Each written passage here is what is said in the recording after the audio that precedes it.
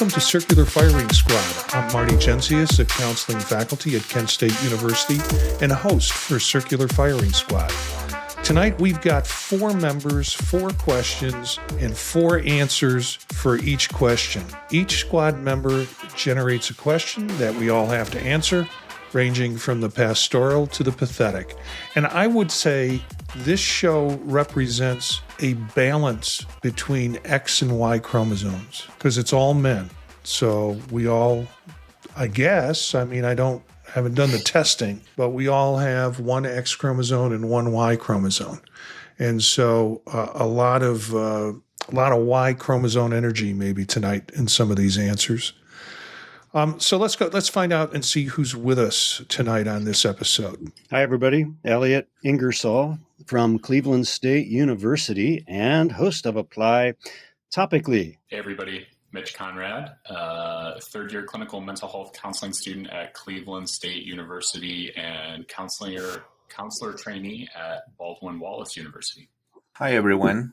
This is Elvis from Bolivia in South America. English teacher working in a rural school and also alumni from Kent University and part of the program Fulbright T. Nice to meet you. All right, first question up is Elliott. Seeing as we're starting the Gregorian New Year, what other calendars would you like to follow and why? So this is an interesting question because I wasn't even aware of how many calendars there were until I saw this question and looked up the total number of calendars, which it's not surprising to me that there's a lot of other calendars out there. But the idea of like which calendar to follow is kind of an interesting question because I sort of remember this thing about like I think it was the Mayan calendar back in like 2012 when everyone was when it was predicted by some people of like, okay, the world's going to like end in 2012. And I remember that following that calendar may not have worked out too well for people. It's interesting. I know that I don't have a good answer for this question because I'm not sure about like which other calendars that I would be interested in following. Although the one that we use, especially in February, I do have like an aunt with like a leap year birthday. And that's kind of, that's always been interesting to me. I imagine like, there's a pretty high chance that people know someone at least with like one of those like leap year birthdays. But I don't know. I haven't really thought about like other calendars to follow. So I'm interested to hear what other people are thinking about on this one. Talking about calendars, I would like to share a little bit about culture in Bolivia. Every June 21st, we celebrate. It's a holiday remembering the Aymara New Year. The calendar is pretty different because according to this calendar, we are in the year 5,532. It would be 32. So this upcoming June, we will be celebrating the next year. So it's a very interesting. Well, after all, we just take it as a holiday, but people around the country go and raise their hands and receive the first sun shine. So it's really interesting how they celebrate this. It's very traditional. It has become a custom for us, and it is also linked with the culture that we have, the Aymaras, and we have a very cultural place which is Tiwanaku, and a lot of people go there and receive the first sunshine. So I really would like to know more about it, how to live in this calendar, because the calendar is just divided by 28 days per month, like very straight. And talking about the seasons, they just have a cold season, a dry season, and rainy season. So it considers just 3 of them. So it will be interesting to live that. And as I said before, we are aware that calendar exists, but we just take it as a holiday. Well, Elliott sent this question in with some other questions, and I thought, I'm not sure I want to do this one because, like Mitch, I don't know of any other calendars or really focus on any other calendars. My calendar consists of what didn't I get done yesterday day and what do I have to get done today day. That's my calendar. So as much as you could say I don't follow calendars and live in the moment, it's just that I'm chasing work. However, the reason I said let's do this question because it gives you an opportunity to learn some fun facts about the year 2025. The year 2025 is a perfect square year, if you think of it that way. It's the square of 45, or 45 squared is 2025. It's the product of two squares. 5 squared times 5 squared equals 2,225. It's the sum of three squares. 40 squared plus 20 squared plus 5 squared is 2025. It's the square of the sum of the first 9 positive integers. 1 plus 2 plus 3 plus 4 plus 5 plus 6 plus 7 plus 8 plus 9 squared is 2025. And then it's also the sum of the cubes of digits from 1 to 9. 1 squared, 2 cubed, 3 cubed, 4 cubed, all the way up to 9 cubed is 2025. And that's Nicomedes' theorem, I guess. I'm not pronouncing it right, but he's probably dead, so he's not going to complain. So, Elliott, fill us in on 1, how did you come up with this question? And 2, what your answer is. Well, I'm very skeptical, as many of you know, I'm skeptical about the whole idea of time. It's not real. I got some pretty strong opinions behind me on that, like Leonard Mlodinow, Stephen Hawking. So then I started to think, I like to play with things. I like to bend things. I like to stretch things, especially rules. So when I was teaching cultural foundations and multicultural counseling, I set up the syllabus. I used the Hebrew calendar, which actually, Elvis, it's fairly close, and I think now would be 5785 in the Hebrew calendar. There's the Islamic calendar where it would be like 1446. There's Aleister Crowley's Thelemic calendar, which dates the time from the start of his supposed mystical revelation. There's the Julian calendar, which I think is now like 6 or 7 numbers as far as what the date is. And then there's the Discordian calendar from the Church of Bob, where today would be Chaos 19, our Lady of Discord, 3191. So anyway, I put the Hebrew calendar in for the multicultural calendar in, what we were doing every week. And one thing I learned is that students can be quite conservative when you're experimenting with new ways of being and thinking. They were quite put out with me, and they were like, "Did you know we had to fill in the dates ourselves?" And I said, "Well, no. The idea was to try to get excited about some different dates and just think of it in a different way." That was what I would call a andragogical failure, but it was fun in the attempt. So yeah, I'm real big on the flexibility, bendability, stretching, shrinking of time. So calendars, I love them all. I say use a different one every year. Okay, Mitch. I don't know if that satisfies my quest. Yeah, but it's yours. As a fellow, at least, questioner of time, I'm right there with the defining of dates and times on paper. It's interesting. We'll go with what's something fun or enjoyable that you're thinking about or have planned for the new year? Elvis, it's up to you. Well, I'm not a guy who does a lot in New Year. What a New Year represents to me and my family is just having a very delicious dinner. We have a special meal that we just eat that day. I'm not eating that meal throughout the year, so that is what makes it special. Well, I will tell you a funny fact that we have here. I'm not sure if you have it there. It's about underwear. So people here has a custom of buying underwear of color yellow if you want to have a lot of money throughout the year, or color red if you want to find your soulmate. So I think that's funny because you would see around the city a lot of markets selling this kind of underwear. And yeah, it's really fun to see that. And I think that's the most funny thing that we can do there. Of course, there are a lot of things that other people do, like eating grapes, 12 grapes. Others just go under the table, like for finding a couple. Others have this,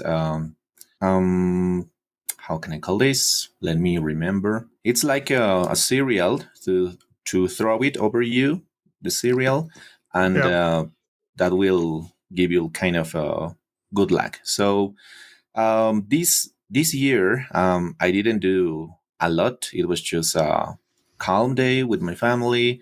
I had a very delicious dinner, and I then just go to bed. So it was nice.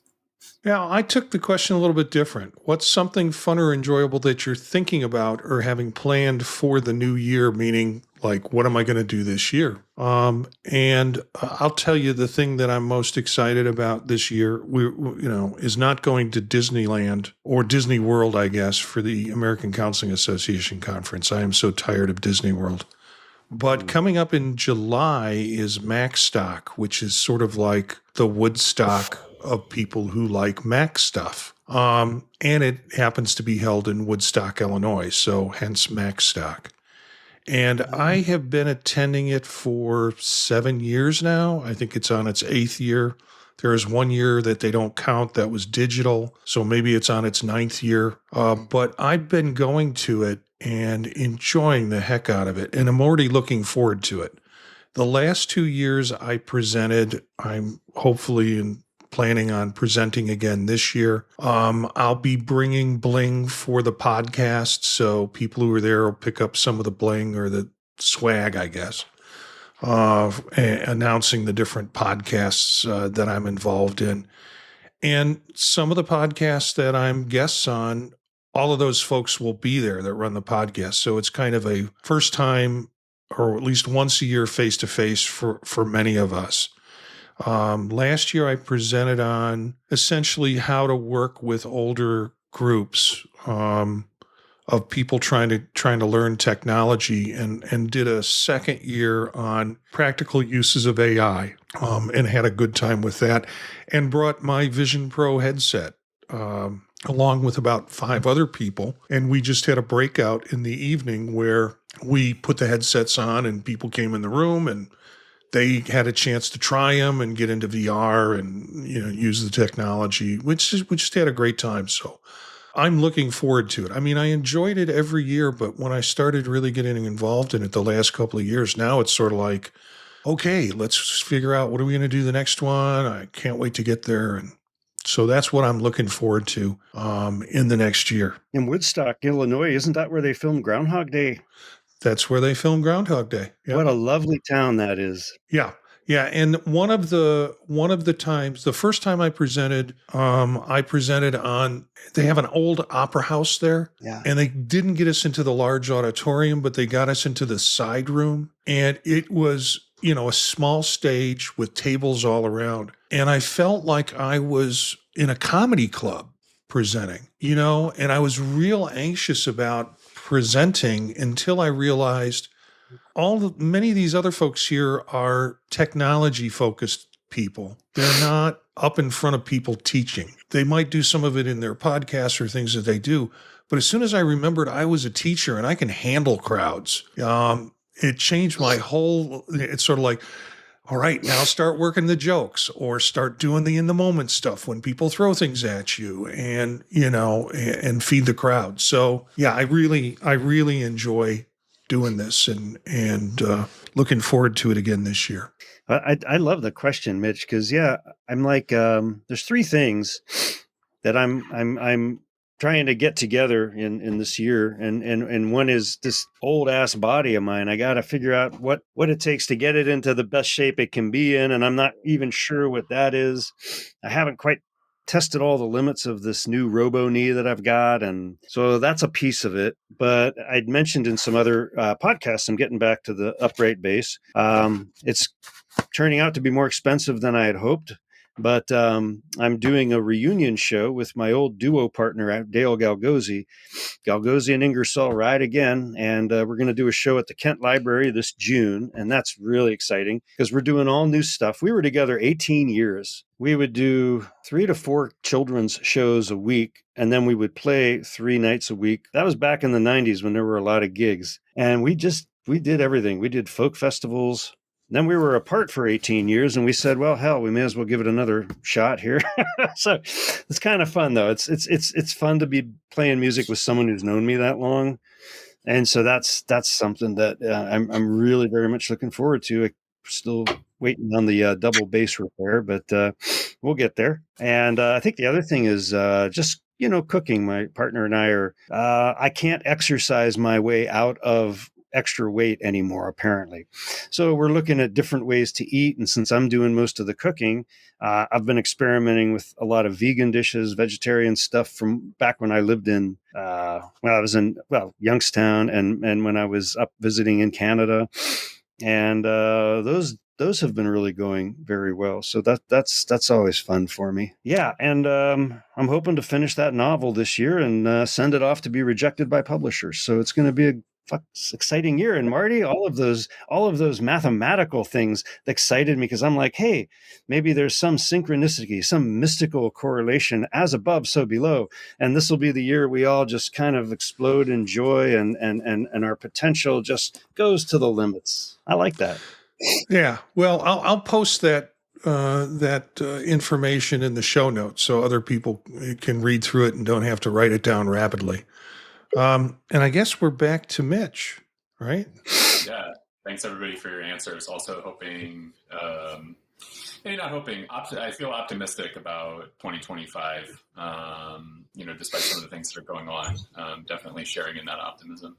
So yeah, this was actually a bit of an interesting question for me, because I've been thinking about like what are like meaningful things to do now. Like I'm in my 30s and I'm like, okay, like what is like on my bucket list of like things to do. And I remember driving to Nebraska and spending time with my family in Nebraska. And I remember us going out to eat one night, and all of a sudden I look up in the sky and there's stars, and there's not many stars, but there's way more stars than in Cleveland, Ohio. And I'm sitting there and I'm like, wait a minute, I forgot that this stuff existed. And we oftentimes live in places with like a lot of like light pollution. And I haven't been like camping in a really long time. And I haven't been to a place where, I'm not sure if I've been to a place in my life where I could actually see the night sky as is, as opposed to,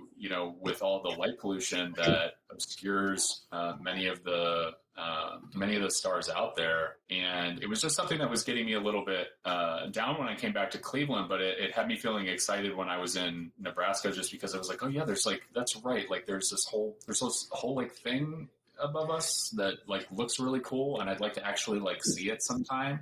So I'm not necessarily like planning a trip, but I've looked around in terms of like where I'd like to go, whether that be like Texas or Oregon or California or Washington, places with not a lot of like light pollution, places where I can actually like look up and see what's up there. Cause I've never experienced that. And it's always been something that, especially since like my early 20s has been like on my mind. And I was just reminded of it going to Nebraska and looking up and going like, wow, there's not a ton up there, but there's so much more. And I imagine that, the feeling of like seeing the actual like non-light polluted sky at night would be something that would be exceptionally meaningful to me. So looking to do that this year, would love to do it this year, but it's definitely going to happen, eventually.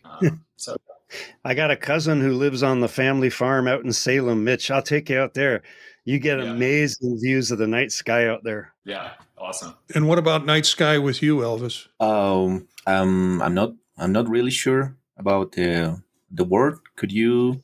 Oh, do you get to see a lot of stars where you live at night, up in the sky? Oh, well, we have a very clear sky here, even though in the city it's kind of blurry. You have to go to the countryside. And nights are amazing there. So you have a very nice view. Of course, you need to wait until like 10 p.m. or something so you can have a better view. So if you are really into that, you can go there. It's very common here also do mountain hiking. And when they are on the top, they have a very nice views too. And some of them just take photos and post it on Facebook, and it's just really nice how they look at night. You've got the next question for the whole group. Well, I would like to go back to school days, and my question is like, what were you afraid of the most the last year you were in high school? Boy, I grew up in Chicago, the city proper, close to Cubs, the Cubs park. You see the Cubs symbol up there in the background. So yeah, I'm a Cubs fan. But I hung out with a different kind of crew in high school. They weren't all necessarily the brains of the brainy dorks that I was.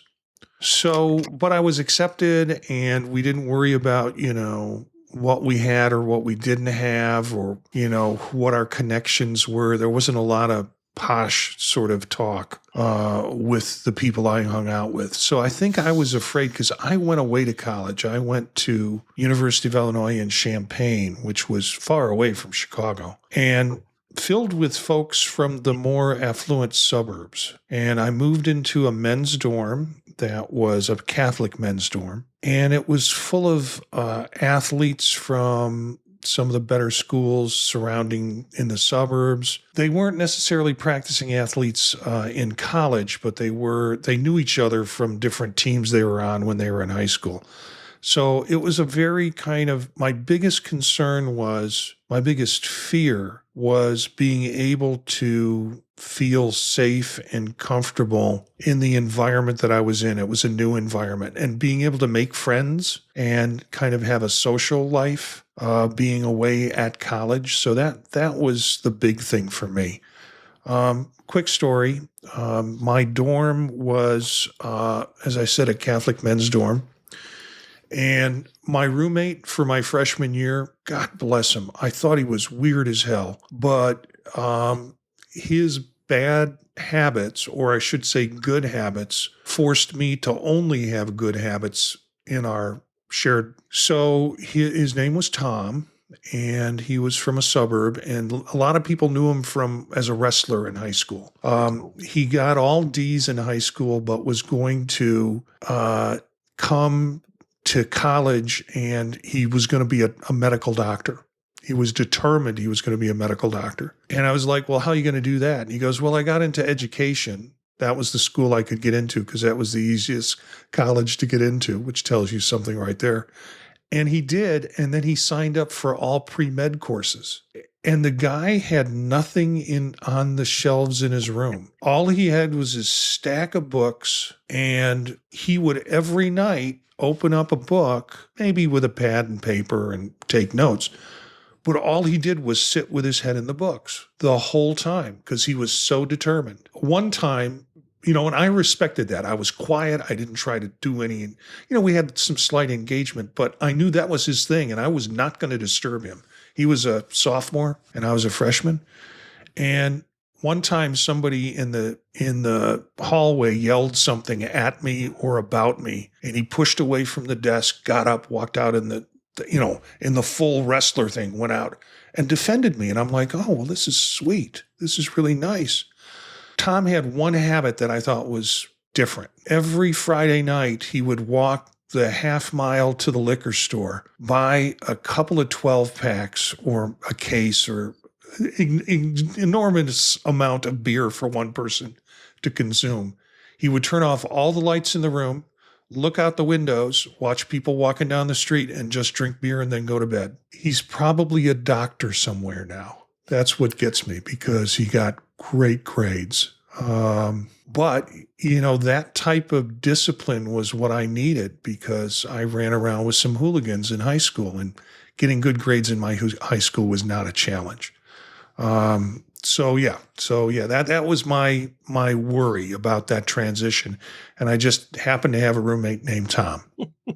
Didn't you keep in touch with him? You keep in touch with Tom? No, the next year I moved into a co-ed dorm, and we would bump into each other, but it's a huge campus, and I don't stay as connected as I should. I mean, I'm not connected. I go back to Chicago quite often, and I know there are friends, people that I grew up in high school that are still there, but sometimes bump into them on Facebook, but have a hard time really connecting with folks from back then or staying connected. So, yeah, no, I didn't stay connected with Tom, but I guess I could try and do a search if I could remember his last name and see if he's wound up somewhere working at a medical center. Elliott, it's to you. Yeah, another good question. My biggest fear, I was at it's a great question because it got me thinking At first, I was like, I don't even remember what I was afraid of in those days. But then I did remember something. I despised public schooling, and I was a problem child, student, whatever. And the conformity required in primary and secondary school were not my forte. I was not good at it. I couldn't wait to get out, and my biggest fear was being held back. One for some arrest record that I had gotten. That was a whole other story, but interestingly, my track coach and the chief of police in the township where I was in secondary school kind of came to my defense and were like, hey, he made a mistake, whatever, he got arrested, but that doesn't mean we should bounce him out. And then, of course, after that was the discovery that I'd been leaving at 1:00 every day. And, school didn't let out till close to 3.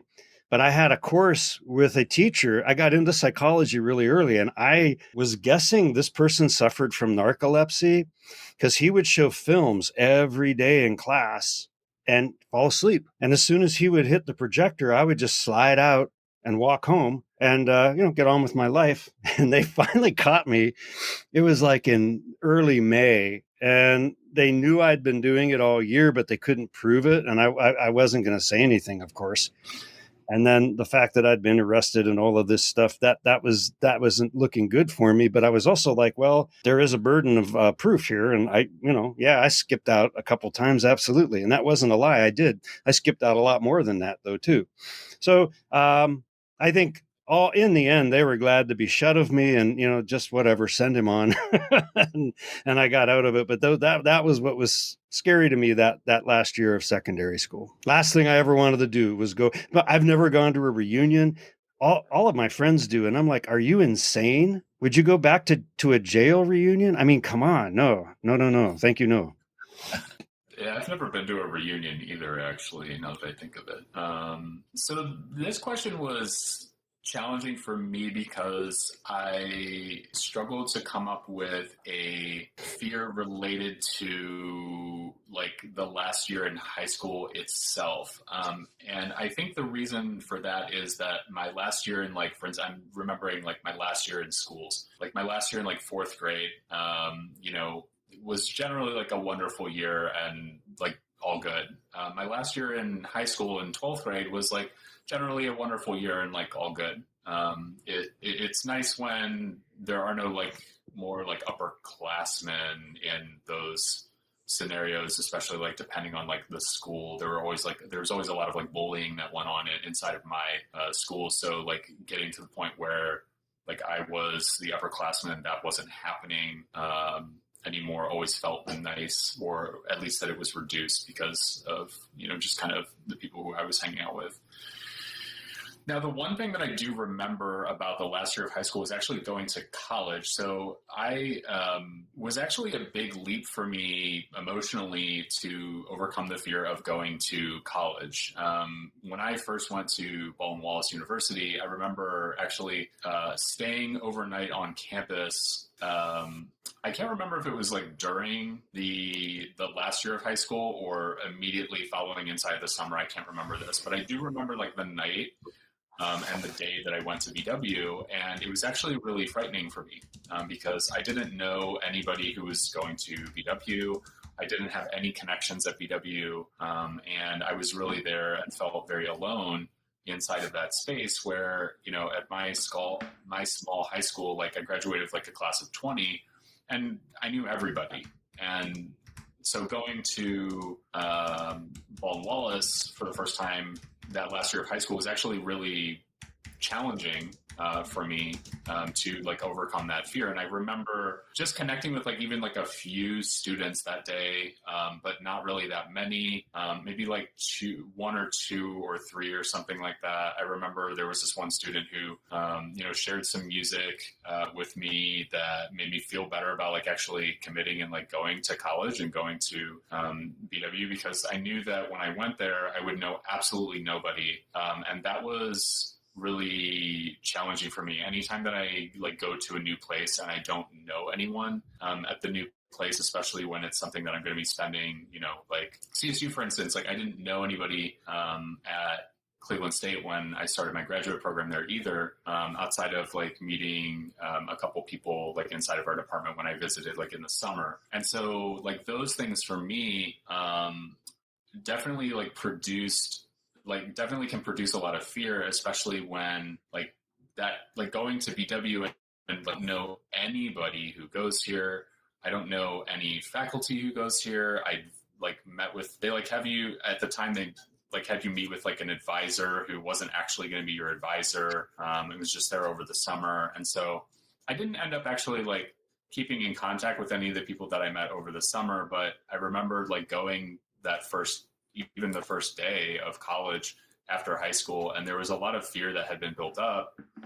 Now, of course, like it went okay. Like my freshman year, like met a lot of like cool, great people, and it was nice to have that experience. But I think that there was a lot of anticipatory anxiety around attending BW that really presented inside of like my final like spring term in high school, and then also like the actual like attending on campus itself. So it's not quite like something that I was afraid of necessarily like inside of high school, but it was a lot of anticipation because a lot of students were also, hey, like figuring out, hey, it's a small school. Like many of the people there came from families who like had never gone to college before. And so there wasn't a lot of like conversation inside of the school about going to college. And so that was something where it felt like kind of like diving into the deep end alone on that one. And it was definitely something that produced some fear for me. So, yeah. Elvis, back to you for final,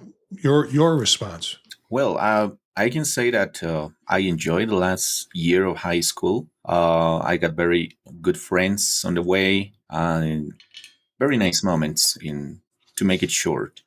But I was really afraid how my future would look like those years. And my question was actually about it because I think that's the question every student asks themselves when the last year of high school is finishing. They are worried and concerned about what they will do the next year. So they are kind of always asking, teacher, what can I do? What do you recommend to do? Like working, or which university do you know, or institute, or something like that.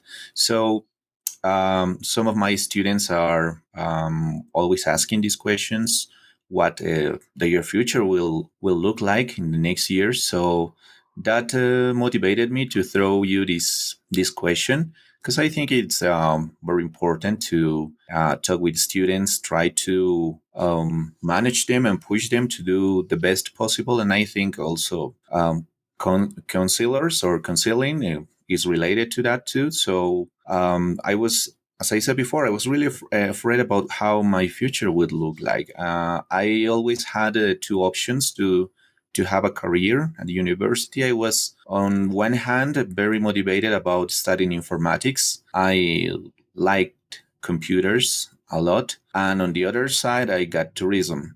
So this because I didn't want to know about chemistry or physics. I was really bad at it, even though I knew I had to reinforce my knowledge because of informatics. It needs a lot of mathematics. And tourism because those years, the last days on high school, I could say that I had like intermediate English level. So I wanted to guide foreign people, travel a lot. So those were my options. But I was not really sure how to make it because I didn't have enough information.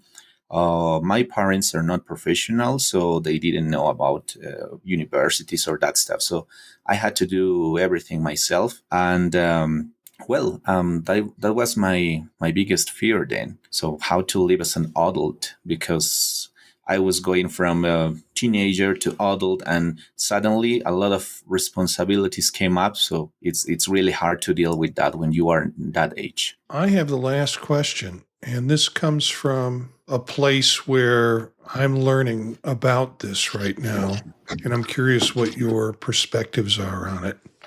I have been blessed with the role of program coordinator for our program. And I've never had to be so cognizant of trying to satisfy so many people at the same time. But often, And primarily the ones that are satisfied, I never hear from. But I do hear from students where they're disappointed because they have a particular plan in their head of what's going to happen, and their plans get changed.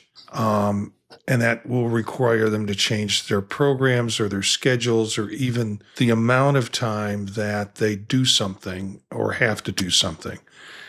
And we work in the counseling field. We're training people in the counseling field. And I am so aware of people's lack of tolerance for change. We're in the counseling field. We should be kind of experts of tolerance for change, except when it happens to us. So my question is, how do you address students' disappointment when their plans get changed by changes in the program or schedules? And it goes to Elliott first. I can't wait to hear Elliott's response on this one. Why is that? Because I think you carry a big stick and around these kinds of things. Well, and I guess I kind of do. I guess I hadn't thought of it in those terms, but I had the advantage of serving in the role of department chairperson for about 10 years, and I have devoured every book on Amazon that has been written, and I look at their business model, and I look at the way they talk about customers, obsess about your customers, and I'm like, I don't agree that higher ed is a business, and we shouldn't look at students just as customers, but to some extent they are. And we're in high competitive mode now. Everybody's competing for students. So, and I have to say, I work with just a wonderful group of faculty. I cannot sing their praises enough because my thing was, look, if someone emails you, if they're interested in the program, first, send an email back, but say, thank you for your interest in our program. Thank them. It is a choice they made, and we should thank them, and we should draw them in. And when students need a class, my position has always been that we should bend or break every rule to get them in what they need. Sometimes I've taught classes of 75 students because that's who needed the class. And everyone's like, well, and they were lecture type classes like psychopharmacology. And it's not necessarily going to be my best work when I have a really good memorization of where everyone in the program or in the class is at in the program, and I know some of their strengths and weaknesses. That's a more effective class. I don't always get that with 75 people, but I know my colleagues over a period of years. I asked them to increase the cap on their courses. And I made deals with the provost that if we showed an increased number of student credit hours over so many years, that we always have to, every provost was different, then we would get at least a visiting position, maybe a tenure track position. And so I worked really hard at that. So I like to think we are still very responsive to students. And everybody knows I love to bitch. I love to throw a fit. You know, if something's wrong, I say, just tell me. Let's talk about it. Let's fix it. But I also talk to students, like some of these things are inevitable. Like someone just didn't plan very well, and there's 3 other chances to take the course. It's just going to make their schedule a little trickier. And that's when I get into my shtick about, isn't university a great place to be? If you have to be here a wee bit longer, I can think of worse places to be. And yeah, it's not ideal, but I like to think my enthusiasm, I think being a professor is the greatest job in the galaxy. Honestly, I can't think of a better one. At least for me, I can't. And I'm always surprised when people are kind of bitchy and complaining about, being a professor is hard. It's this, but I'm also like, but it's a brilliant job. It's a wonderful job. It's a delightful job. And I think some of that enthusiasm comes through. And I like to think students feel like I'm taking their concerns sincerely. If there is anything I can do about it, and if it bends or breaks a few rules, I'll do it. But sometimes there's just nothing to be done. And then, as Marty said, we're trained as counselors. That's what we're training these folks to do. Then I kind of lean into that. But yeah, Oh, if I were queen of the universe, if I could just get everyone at CSU to answer the phone when it rings, get right back to people. I mean, these people, you've heard this has been, you've heard this before, but the people who rise up to administrative positions aren't always the brightest crayons in the box. And it just pains me, because most of this is very simple. Be attentive to people's needs, be attentive to them, and quit pretending all of these fancy digital interfaces are going to do what you should be doing on a phone call or via email or in a meeting with people. Human beings, our DNA is about the same as it was 10,000 years ago. We're not adapting well to the digital age. People need contact. They need a face. They need a person. They need someone who's like, oh, he's in the program. He teaches there and he knows my concerns and he's trying to do something about that. That's what they need. And so that's what I do. Now, Mitch, you can give me a correction. Maybe I overstated my case. No, I think you're from my perspective, I hear your case and it resonates. I will go a little bit of a different direction on this.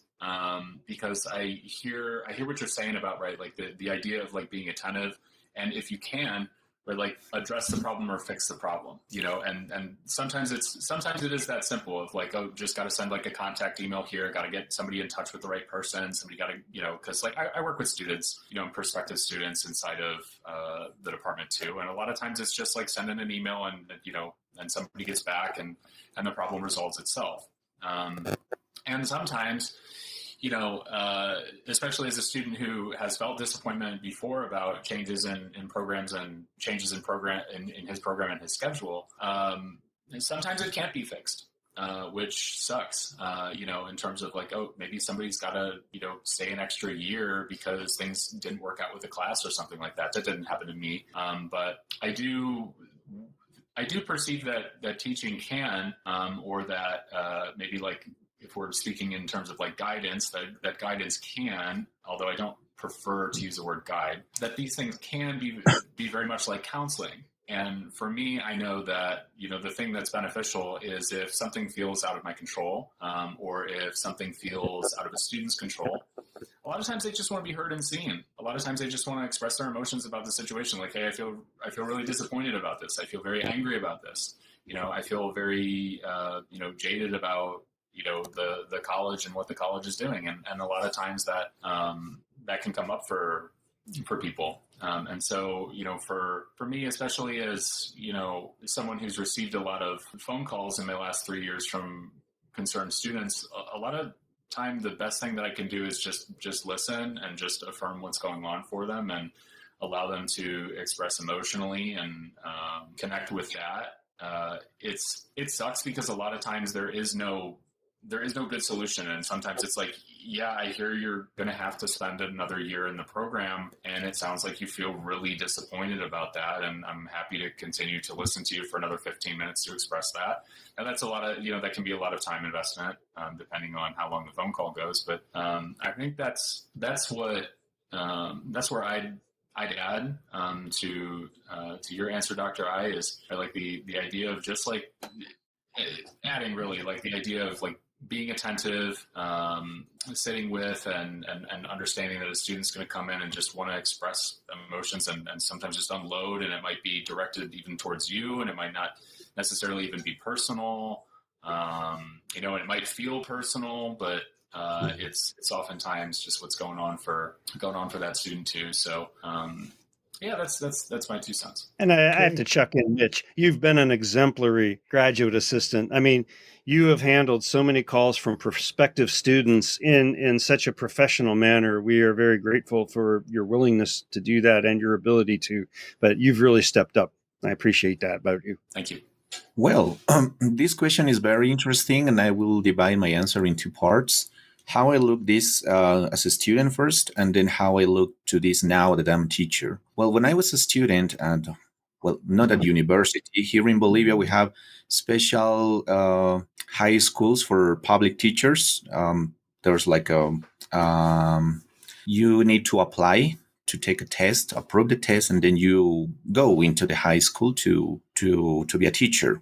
So as this is part of the educational ministry, they have a lot of rules and they have a lot of things to follow, very straight. So when I was a student, I had the need to work. Everybody as a student needs to work for some expenses that you might have. You are being an adult and it's just normal. But I had this experience in which a lot of my plans had to be changed because of the high school policies.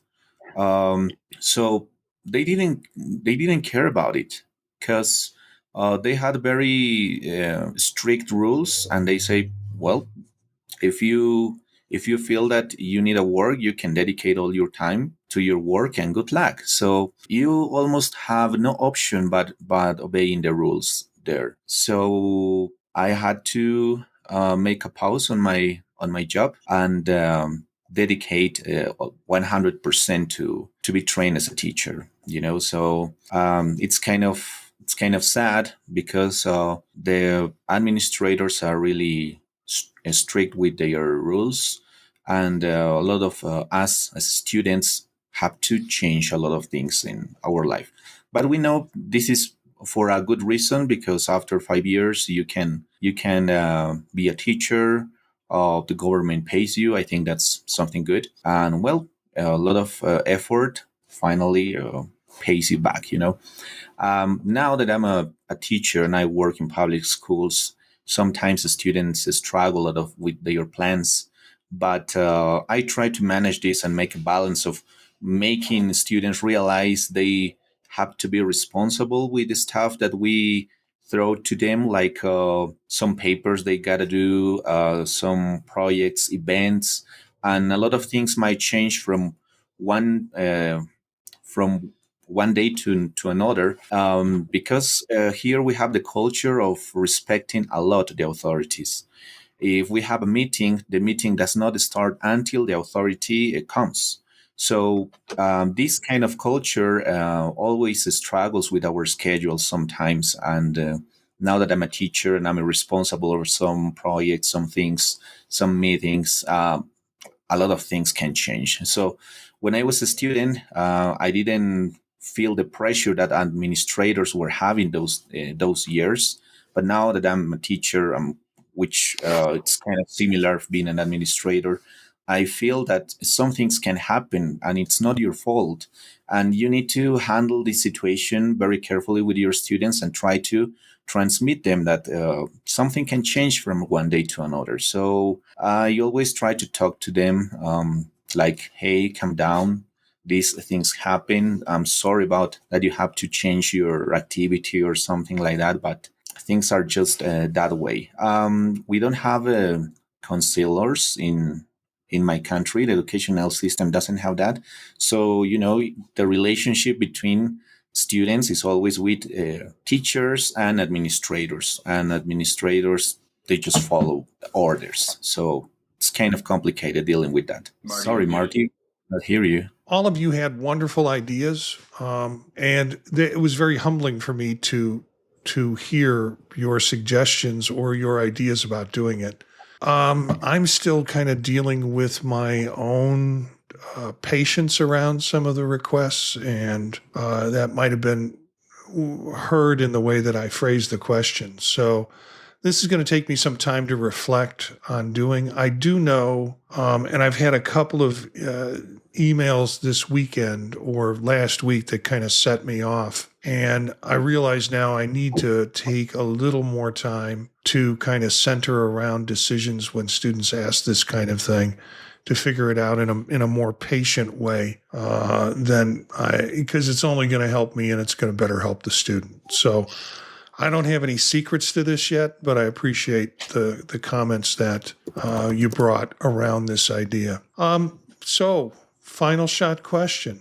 This comes from Elliott, and actually Elliott's the first respondent. Coke or Pepsi? Well, heaven's sakes, Coca-Cola, of course. And I just have to add, I saw this fellow who's been nominated for this health secretary, RFK Jr., and he's talking about, well, we're going to bring real sugar back instead of corn syrup into Coca-Cola. I'm like, you moron. Bring the coca leaves back. What is going on with you? Holy socks. So Coca-Cola with the coca. Mitch? This may be controversial. I like both. And for some reason, it just like sometimes I'm in the mood for one, sometimes I'm in the mood for other. But I also recently kicked like over like decade long like soda habit, and that has like I know every time that I see it now, it's still there. Like it's still there. It's like I still want to drink it. I was like I'll see other people drink it, and I'm like, oh gosh, I wish I could have like a soda right now, but I haven't had a soda for like gosh, what has it been? Has it been like? It must have been like over 6 months now, which is the longest that I've ever gone without drinking it. But I do miss it. Not enough to like start drinking it again, but like I do love the taste of Coke, and I do love the taste of Pepsi. I will give a specific shout out to like Coke in a glass bottle. That's better than either of them. And I have to do a tag on my favorite metal band from Mexico, The Warning. They have been involved in a Pepsi promotional, and I would drink Pepsi to support that band. 3 sisters, and they are killing it. They are brilliant. They're great songwriters. So Pepsi gets a pass if The Warning is on the can. Elvis, Coke or Pepsi? I would say Coca-Cola because it's more like a tradition here. We have a Coca-Cola bottle glasses of 1.5 liters, and it's very controversial because people believe people believe that Coca-Cola in glass tastes better than in the plastic bottle. So I prefer Coca-Cola. One thing I was really afraid about it was mispronounce the word, COKE when I was in the US. When I got some soda, and I just said Coca-Cola, not the shortened word. It's Coke, right? Yeah, it's Coke. Okay. So. Yeah, but for those of us who have spent time up north, soda pop and Coca-Cola are perfectly acceptable. Yeah. Oh, okay. Yeah, soda or pop, depending. It's a regional.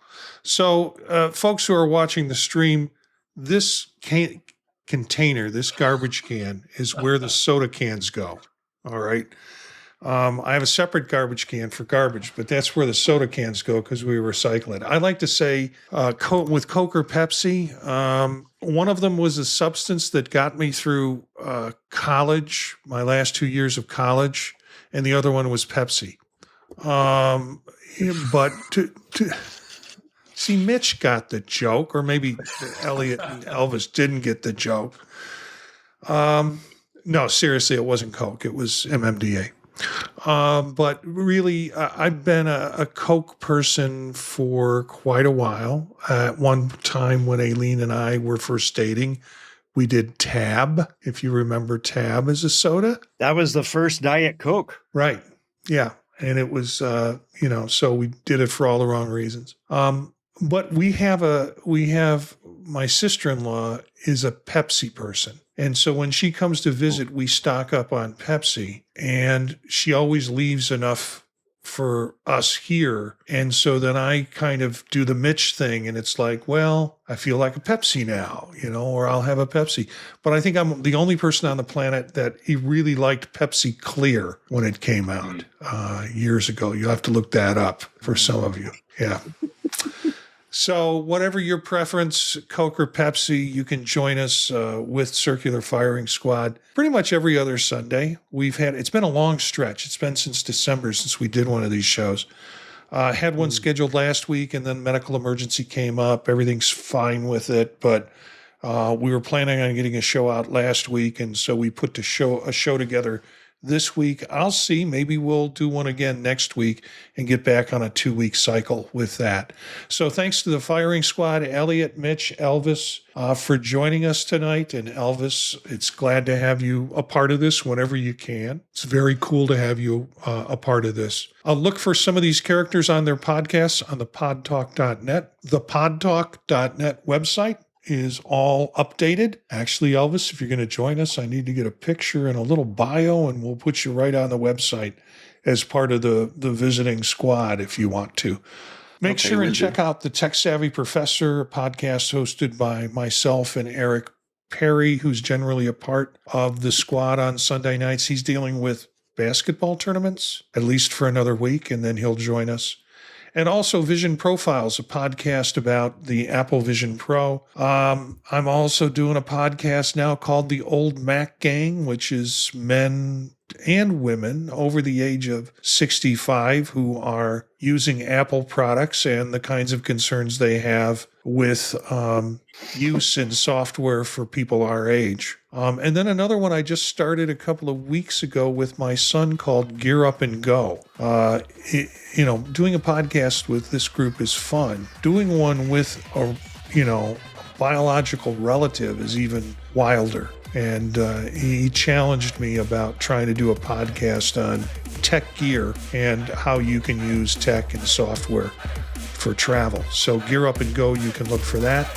Our theme music is from Menage a Quad, Real Swing Shet. That's it for this episode of Circular Firing Squad. Ready, fire, aim.